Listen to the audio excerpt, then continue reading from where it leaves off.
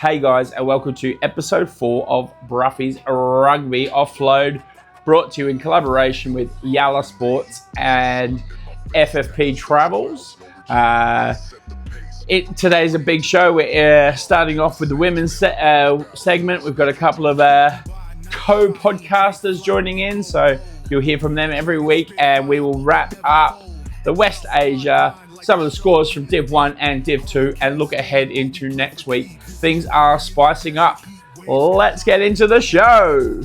Warriors worldwide, pass the rock, make the play. This is where we ride. Blood, sweat, and sand, left it all on the side. All right, hey guys, welcome to the show. Assalamu alaikum, and thank you for watching wherever you are. We are going to get straight in to a video with Nicki and Saz to get in talking about women's rugby. Let's get into that straight away. All right, for our segment today, as I put out the call a couple of weeks ago, these are two of the wonderful ladies, and there was more that put up their hands up as well, and they want to be involved in the podcast. So we have Nicki van der Merwe. She is an affiliate with the Quins supporter. She is from South Africa. I'm just judging on her name alone.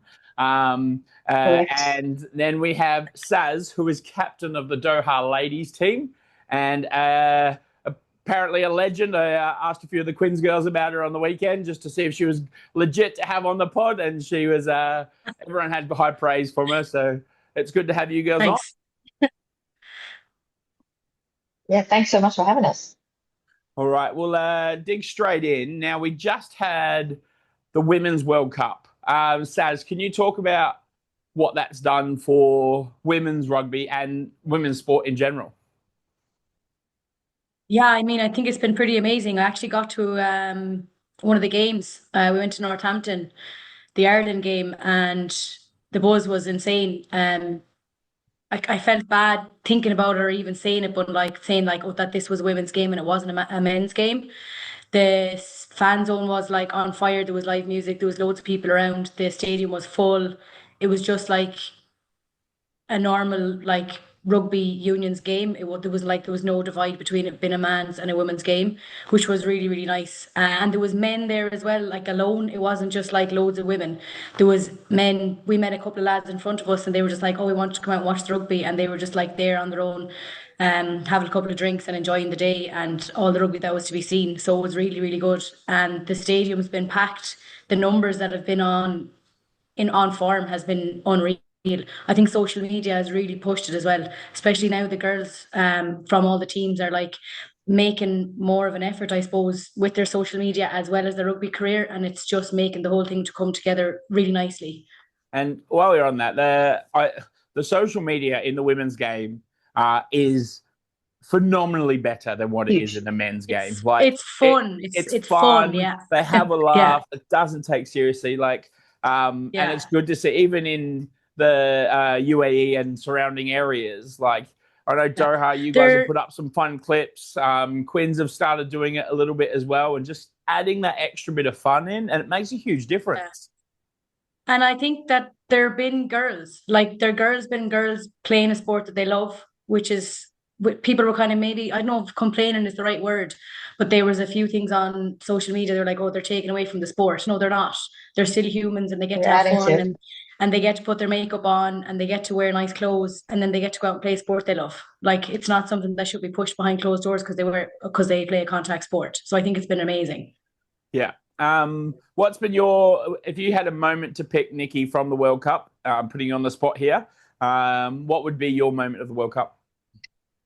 I think for me, it definitely would be South Africa getting to the quarterfinals. And I say that as, with our South African men team being as good as they are, I think there was a lot of pressure on our women to do something. Nobody really expected them to get out of the group stages. And so I think for me, that was the biggest thing. And what it's done for not only girls back home, but also boys and people from, that might have not had a great start in life and the opportunity to play rugby, they can see now that there is always something for them. Yeah, and it is one of the beautiful things about the game, and it is truly showing that there is something for everybody. Rugby's always talked about with shapes and sizes, But like, if you've got heart, I think you can play. And I think the women are showing this much better than the men in at the moment. At the moment, yeah. Yeah. Yeah. The women have. I know Ilona Ma's come out and she's done a lot for the sport, especially in America as well. Like she's talking that strong is beautiful and stuff like that, and really putting the women's game forward in that. She's not shy about who she is. She's a fantastic rugby player. She puts on the shots, but also loves to go and put on a dress and do all the girly things. So what we say girly things, all the nights out and stuff like that. Yeah, they've removed all the stereotypes. I'm sure she could drink me under the table these days. So, but no, it's really good for the game. So what do you feel like is happening in the UAE and, well, we'll say Doha, Bahrain might be having a team soon. How's it helping our region? Saz, sorry, I should. Sorry. I Yeah, was just like, I think last year there was a few teams missing. I think there was a few teams that had to combine for the league last year, and I just know I think within the region it is kind of difficult, especially when you're traveling all the time. Like if you're traveling every second weekend and then not having players available. But I think when you even if you have to combine the teams and it lets that happen, you're still allowing the rugby to develop and you're still allowing players to play, especially the girls that want to play, especially new girls to the region. Like we've new girls this year now, we've a good few new girls. And even like if we didn't have enough, if they wanted to come with us and we could combine a team. I know we combined with Phoenix a few games or something at the end there last year, there wasn't enough and we all just wanted to play rugby.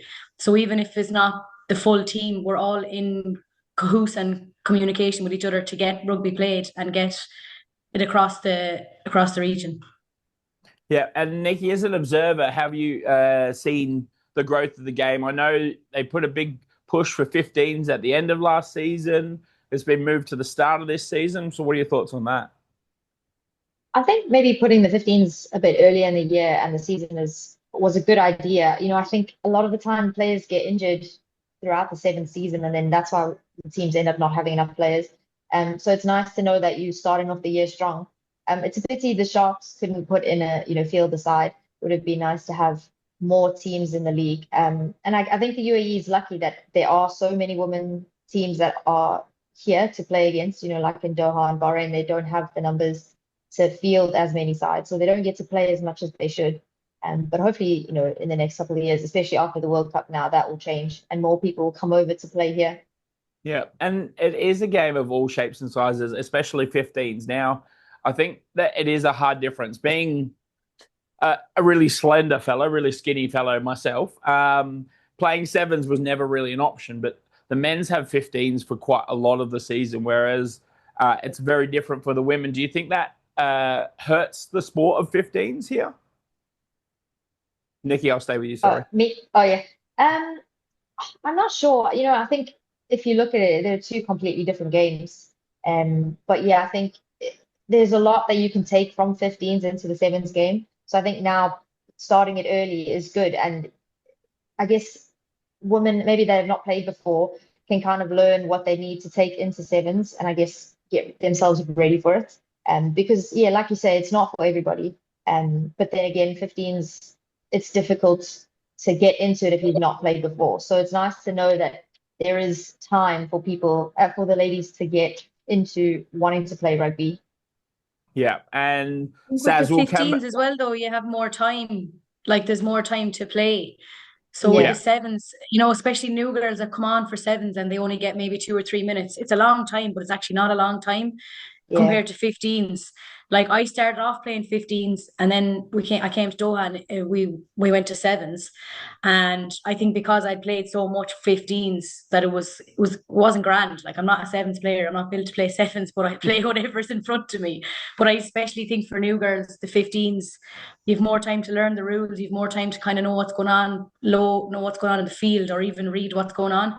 When you're on a sevens game, So you might only even hit 2 rucks or carry 1 ball or even just lay off an offload maybe once or twice and then you're like, oh, what did I do or what am I learning from that? So and that I definitely pace of the game, and the speed is savage, like. Yeah, it's real fast. All right, so we're going to get into it, and I know Saz, you'll probably be a bit more biased. because you're playing. Who are the front runners? Well, we'll talk about the 15s first. Like last year, it was I keep calling them the Xanes. I don't know if it's the Zanes or Xanes, but the I was calling them Exiles, Zanes, and I didn't know if it was Zanes either. I was like, because Zanes? Zane sounds funkier. it is a Dubai Yeah, Zane's like Exiles. xylophone. Yeah, and Hurricanes, they put together for a 15s team. They won the final last year, beating the Abu Dhabi Harlequins, who all season before that had won everything. They dominated. Are, Yeah. are they going to be the two? Is it going to be them two again? I know Zane's put it to the Phoenix on the weekend. Is it going to be this weekend? Will show a lot. Yeah, I think so. I think Quins have serious numbers. Like they just gather women there like no tomorrow. There's women's there. I think they had two teams last year. They had a brilliant sevens, and I think they won most of their 15s, no? Except they made that last game. Yeah. Yeah, Like they had just a not the final. they had a savage season. I think they definitely ones to watch. And I wouldn't push Phoenix out yet. I don't think the game at the weekend has pushed them out anyways. I don't think there was actually much difference. Like the scoreline didn't really, I think, reflect on how they actually both teams played. I think there was fair game from both sides. Zanes they were quicker with the turnovers, quicker with the ruck, quicker with reactions. But I wouldn't rule Phoenix out. Phoenix are around a long time. And I think they've recruited some new girls. I didn't notice a few of them girls on the wing there yesterday, I on think the weekend maybe a few either. of the Sharks Yeah. 15s players might, Oh, because okay, yeah, yeah, they yeah. Might might come be getting across. across there. Yeah, That would be the hope as well. That because we don't want anyone to be not playing now. The Queen's yeah. strength, Nicki, would be their forward pack. I mean, I'm not saying they don't have some amazing backs because they've got Georgia Barber leading the backs around, and she's a UAE player and a very good player herself. But their forward pack, they've got the front row covered and some really good second rows, really good ball runners in there. How's that different to the other sides? Well, I think, like you say, Quins have had the numbers and they did really well last season. And I think they've just been so committed to working on their play as playing as a team. And I think, every training they're working on their pods, working on the forwards, and the backs are putting in all the work so that they know when it comes to a game, it's just going to be one machine working together. And yeah, like you say, that game on the weekend, the score didn't reflect how it went. The Xanes had given away quite a few penalties, but unfortunately, Phoenix couldn't capitalize on that. And like you say, those quick turnovers and quick off the ruck, getting the ball back and just attacking. So I think the season it's still pretty open. But after this weekend, I guess we'll know how things are going to go. I think this weekend will be a very big game for both teams. Yeah. So you guys saw a bit of the game on the weekend. I will definitely be watching on Friday night. I think I'm even going to be commentating. So I think I'm getting Beth Taylor. She's injured. She might be from the Hurricanes as well. I think she'll join me on commentary. I haven't told her this yet. But I'll try and get her to join me. So we've got commentary for the game. Make sure it's live and on show. And I'll get a good look at that one. Who were the standouts for Xane or Phoenix? Position wise, if you don't know names, because I know getting into The this gig, scrum half. yeah, the The names is scrum the half for hardest the part. Xanes, Yeah, I Yeah. think she did a really good job. Yeah, she All did. right. And Yeah, anyone And for they're the one of really their Phoenix, quick at it the 12, was breakdown. they're 12 or they're 14 there as well. I think she had a good run. I think there was a kickoff from Phoenix and she literally just looked up. I think there was one ruck and then she looked up and she was gone through. I think it was one of I think it was their third or fourth try. I can't remember. But she had a good couple of runs and she was well able to run out the wing and then make her way back in fairly lively. Even their whole forwards pack, they did really well for the Xanes. The carrying the ball, getting the meters, and then the scrum half was just there to play it out, and they just were able to run at Phoenix. so you said earlier about the quick speed off the ruck. That's so I mean, sevens plays a huge part in that as well, but that's so important to keep getting that momentum. Will it cause the Quins problems this weekend? I think so. All right, so I Quins have think, got some work to do in defence. All right. yeah, I think Yeah, no, go ahead. just after watching the game, I'm sure they'll take a lot from this weekend's game and probably be working on those things during training. No, I'll give it to Saz because I know Nicky's a little bit biased towards the Quins. Saz, do you reckon the Quins have a bit of a chip on the shoulder for losing the final?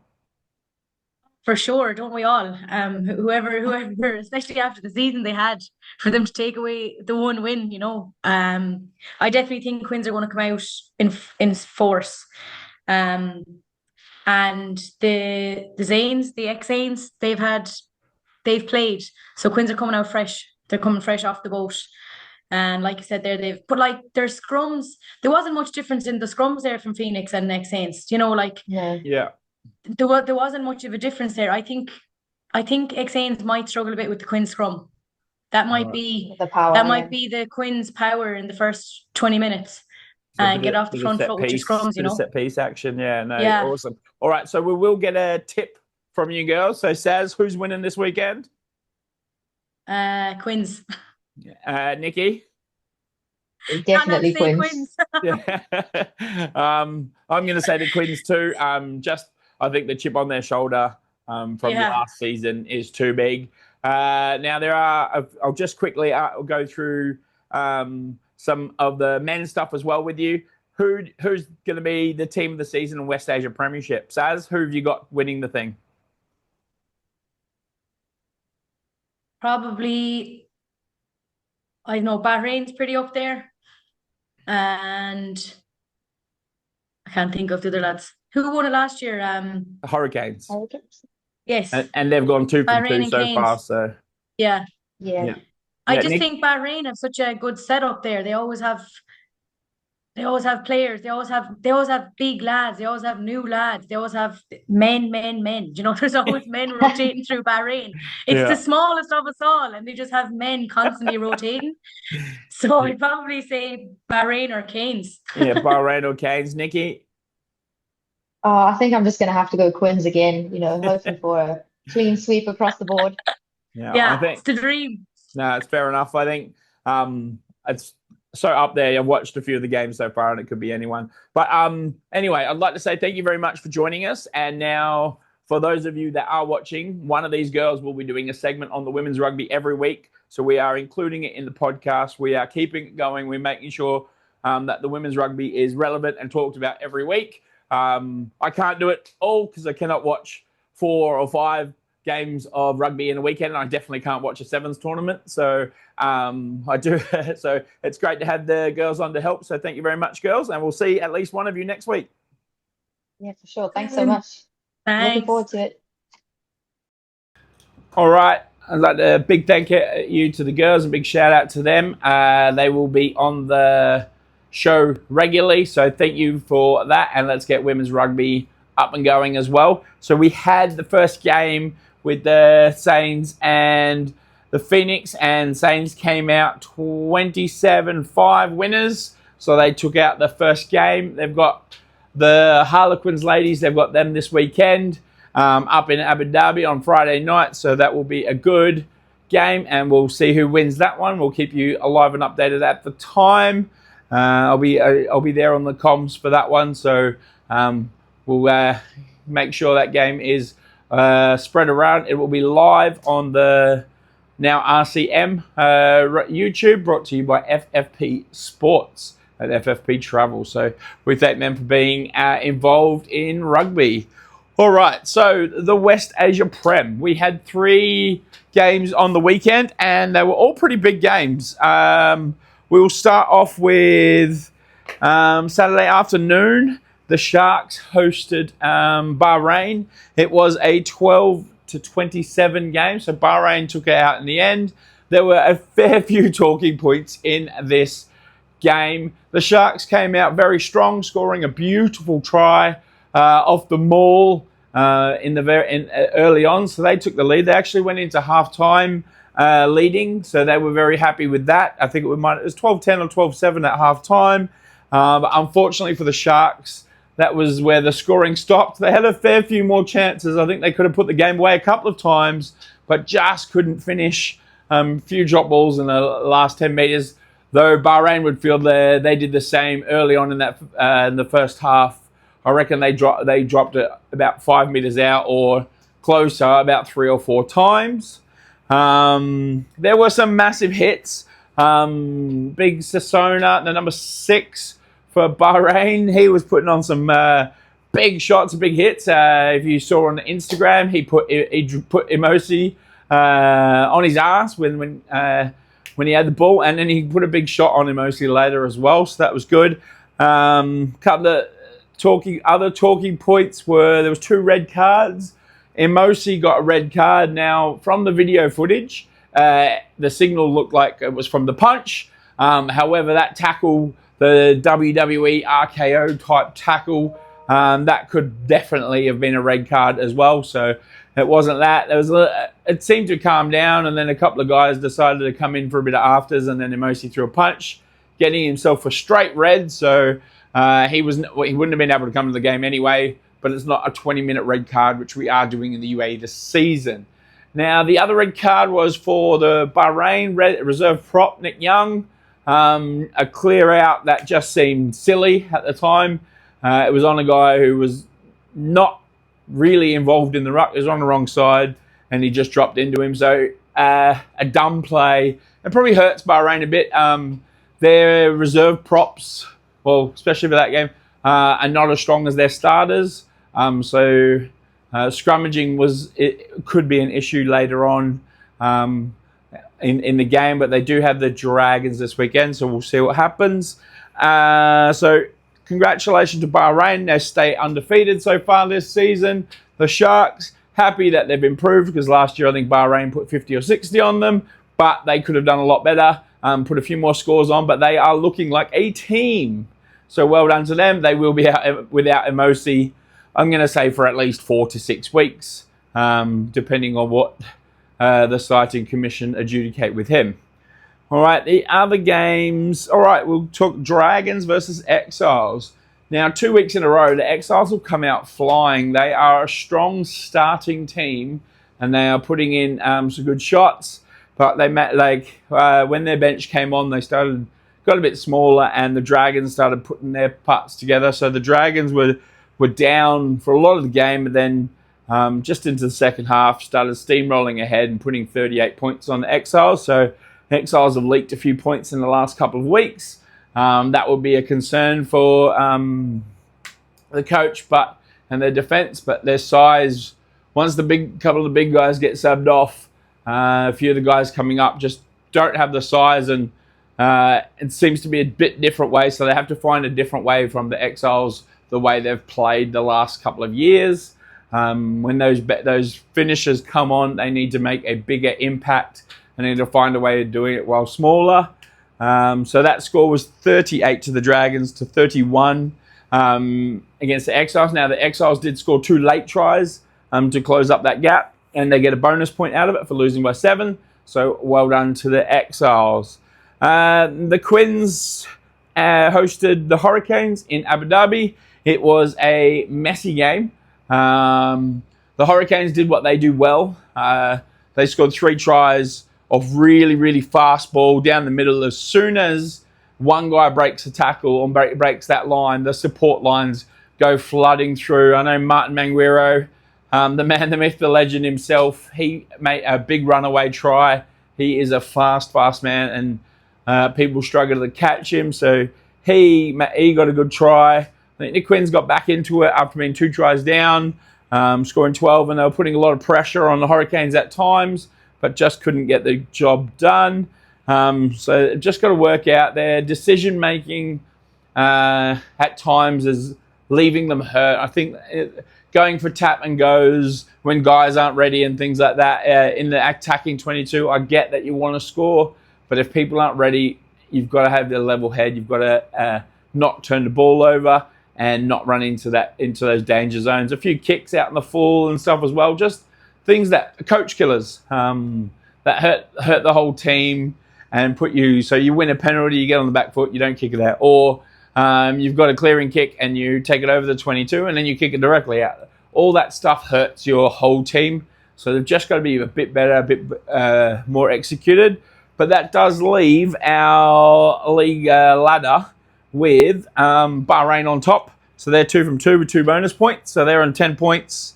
The Canes have 2 from 2 with 1 bonus point, which they got last week against the Dragons. The Harlequins are 1 from 2, but with 2 bonus points, that takes them to 6 points. Dragons are 1 from 2 with 1 bonus point. They're on 5 points. Exiles are none from 2, but got a losing bonus point this week against the Dragons. Sharks are none from 1, and Doha are none from 1. So that is the ladder as it stands at the moment. But before I get into the games from this weekend, we need to go through some of the other scores. All right, so in Div 1, Dragons 2s put Hurricanes 2s away with a massive score, 57-10. So they are top of the table. You can see the table on yallasports.com.ae and get into that. The UDSS Tuskers, the new team, they are going to be a team to watch. They've got some former Drua, Fiji Drua front rowers, and they are going to be a tough team to play when they do play. But Alain didn't want to do it or didn't do it, so they lost 40-0. So the Tuskers was in second spot, and then the Sharks, the Quins raced out to a 10-0 lead, but then the Sharks put 11 points on, and that was the final score of 11-10. A few costly errors for the Quins not being able to get over the line. Sharks probably in the same boat to extend the score, but they get a win, and that's how the season started. Now, in Div 2, we had the Sharks play Barrelhouse. So Barrelhouse took that game out 24-7. That was at Al Hub Tour, and the Tigers 2s put the Dragons 3s away 52-0. So that is a big 50-point win for the Tigers. So they will top that table for the meantime. Now, the under 18s. So I'm still getting my head around how the under 18s, under 19s works, because there seems to be 2 age groups for that. And where I come from, the age groups work every 2 years. But there is an under 18 boys, which is part of the youth league. The Exiles beat the Sharks 37-5, and then the Quins beat the Tigers 33-12. So well done to the Quins and Exiles for getting on the board there. There was an under 19s boys game, and that accounts as a club game, I believe. Dubai Hurricanes beat the Dubai Sharks 33-20. And then there was an under 18 girls game. The Dubai Hurricanes beat the Sharks 33-26. So that was a high scoring game, so it would have been good to see. And the under 19 girls, I feel bad for the Warriors because they could not get a point against the Exiles under 19s girls, and they managed 51 of their own. So that is a huge win for them. Okay, so well done to all those teams who played. Now, I've got to give a big shout out while we're here to the under 9s. All right, the under 9s teams started their first tournament on the weekend, and it's their first contact. So well done to the under 9 boys and girls. Anyone who's playing in that league, welcome to rugby, welcome to contact rugby, and I hope you stay because it's a great sport. All right, so that is a shout out to the under 9s rugby team. All right, and so let's look ahead to next week. So we have the Sharks hosting the Harlequins. That is on Saturday night at 7 p.m. at Al Hub Tour Polo Club. It's going to be a closer game than I thought it would have been a couple of weeks ago. I think the Quins will bounce back. I think their heads are right against the Sharks. And there's a bit of beef there with Semps going there and Munib and Peter. They had played 80 minutes last game, so they must be getting tired.